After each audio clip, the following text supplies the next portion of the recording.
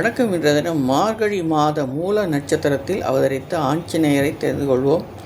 மார்கழி மாதம் மூல நட்சத்திரத்தில் அனுமன் அவதரித்தார். சிவசக்தி அருளால் தோன்றிய அனுமன் வாயுபுத்திரன், அஞ்சனை மைந்தன், ஆஞ்சநேயர் என்ற பெயர்களால் அழைக்கப்படுகிறார். திரேதா யுகத்தில் வாழ்ந்த சிவபக்தனான குஞ்சரன் என்பவர் குழந்தை வரம் கேட்டு ஈஸ்வரனை நோக்கி தவம் புரிந்தார்.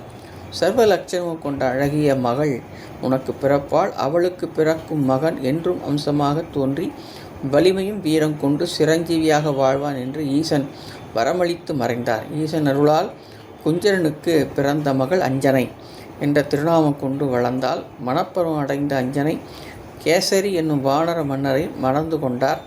திருமணம் முடிந்ததும் அஞ்சனைக்கு புத்திர பாக்கியம் இல்லாமல் இருந்தது. இதனால் எந்த நேரம் ஈசனை எண்ணி கண்ணீர் வடித்தார் அஞ்சனை. பக்தியும் நல்ல குணங்களும் கொண்ட அஞ்சனை நல்ல குணங்கள் மெச்சி தர்மதேவதை அஞ்சனை முன்பு தோன்றி, அஞ்சனையே, நீ மாதவம் வீற்றிருக்கும் திருவேங்கடமலைக்கு உன் கணவருடன் சென்று தங்கி ஈசனை குறித்து தவம் செய். ஈசன் அருளால் எவராலும் வெல்ல முடியாத அழகிய மகனை பெறுவாய் என்று ஆசி கூறினார். தர்மதேவதை கூறியவாறே திருமலைக்கு சென்று கடுந்தவம் இருந்தார் அஞ்சனை.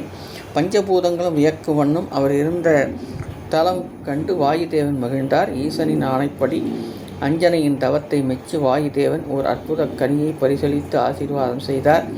அந்த கனியை உண்ட அஞ்சனை கருவுற்றார். பின்னர் மார்கழி மாத மூல நட்சத்திர நாளில் அனுமன் அவதரித்தார். எனவே அந்த நாளை அனுமன் ஜெயந்தியாக கொண்டாடி வருகிறோம் என்பதை தெரிந்து கொண்டோம்.